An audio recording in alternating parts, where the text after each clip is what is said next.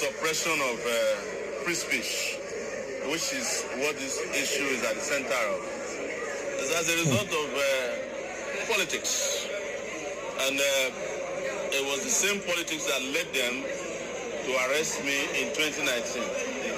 Prosecute me for 5 years, failed at it. And instead of learning from the past or their mistakes, they continued in 2025. This is one of the 5 cases that are related to my freedom to freely express myself that is before this federal high court. I also have one against that was brought against me by the illegal IGP, several of them. But what transpired in court today is a situation where the DSS in its lawlessness and irresponsibility came to disgrace even the president of Nigeria, because a key evidence was admitted where the president even said that it is his duty to protect the rights of people who might have adverse commentary against him. I'm not standing for before people say that I'm supporting Tinubu. Whether he says it or not, it doesn't matter to me. I've been speaking my mind even when he was a senator in 1992 under the military.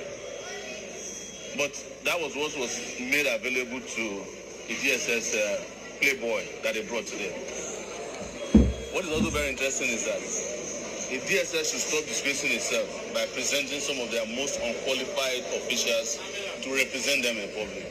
This guy said he has been in the DSS for 10 years. He didn't know that I was arrested in 2019. But the bottom fell off at the last minute when he said, I was not prompted by the president to do what I came here to do. I came here to come and arrest, to prosecute Sowore because his speeches were threatening national security. So when are we going to prosecute Tinubu for threatening national security when he said Jonathan was a drunkard? Was he prosecuted?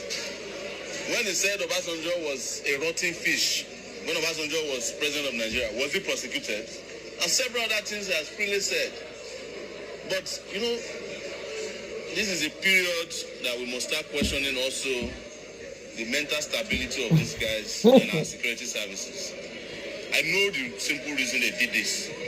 The DSS director, whose tenure has expired in November, wants to be pleasing the villa by saying, Oga, we are protecting your reputation. It is my reputation that needs to be protected. You cannot protect the reputation of a person without reputation. I'm the only person in this matter that has the reputation to protect. And it's not, I didn't even sue them, despite everything they have done to me. And we were able to prove that in the evidence. By the way, now I'll let the lawyer speak.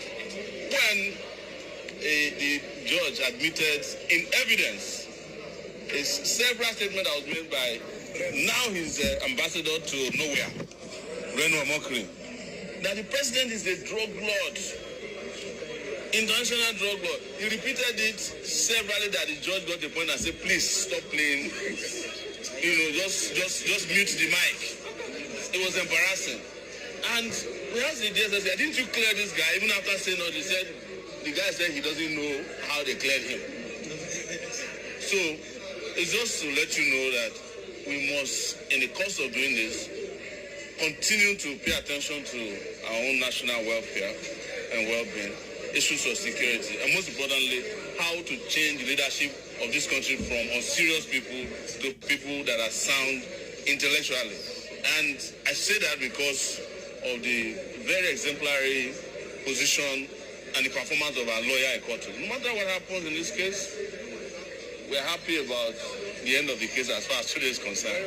To the point that we even greeted the prosecution because we know this is also patronage. Some lawyers had to chop.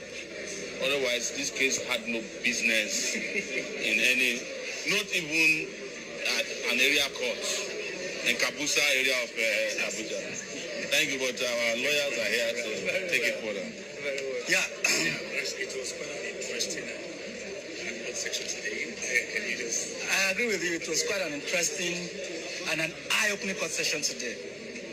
The DSS simply came to court to embarrass itself through the witness they brought to court today.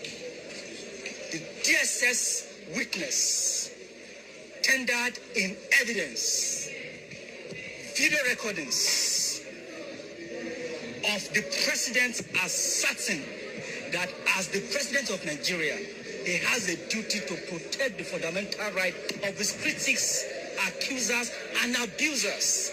And that in a democracy, the freedom of expression under the democratic tenet is sacrosanct and non-negotiable. Unfortunately, and quite very fundamentally, we had a DSS personnel who is also not aware of the things that have been published in the DSS official websites. We had a DSS official in court today who tendered before the court an evidence that was admitted of somebody whom they cleared calling the president an international drug baron, and he tendered this evidence in court today. And the person also called the president a criminal. And when we asked him, why did you clear this person as an ambassador designate?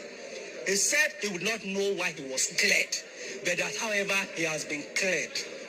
The current trial shows the failing of a nation, and it's quite unfortunate that the country has descended to the point that we are today, where a DSS official will admit that the president never instructed him to file a case on his behalf, that he does not have the instructions or the directives of the president to file a matter, but that he is not subject to the president of Nigeria, but to his bosses at the DSS office. He said the DSS, that's the service, has directed the filing of this charge.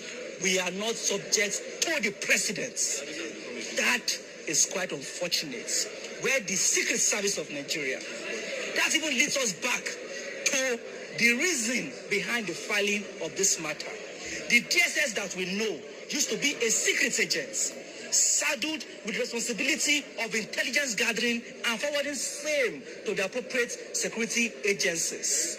The DSS are not to be seen in public pursuing matters of this nature. The DSS Acts that established the DSS established them as one of the 3 secret service agents in Nigeria. Unfortunately, this current DSS now dabbles into every affairs, like who should marry or who should not marry, like who is owing and who is not owing. The DSS now that we know in the office now writes agreements between debtors and the tenant of the debtors against the other. Tenancy and landlord matters. This DSS now dabbles into it. A girl was arrested by the DSS and detained. What was her offense? She refused to marry a man that her father insisted that she marries. And on that account, the DSS arrested and detained the girl. It took our efforts to get that girl released after a long detention. This is the failing of a nation and a system. Under the same system where bandits now post videos on YouTube and on the social media. And you have a man who says that he regulates and monitors the social media 24/7. The only thing they monitor are those that insult or does not insult the president. The activities of the bandits in the bush, who in their droves or who on daily basis kidnap our people for ransom, is not their concern. This is quite very shameful. And we are seizing this opportunity to insist and inform the DSS that as it stands today, this is the lowest that the DSS can ever go. That the DSS must, as a matter of urgency, retract their steps. They have lost credibility. They are now close to the state where the police of Nigeria is at the moment. They must retrace their steps and begin to do what they were set up in the first place to do. Intelligence gathering to stop the tide of terrorism and kidnapping in the country today. And by the way, only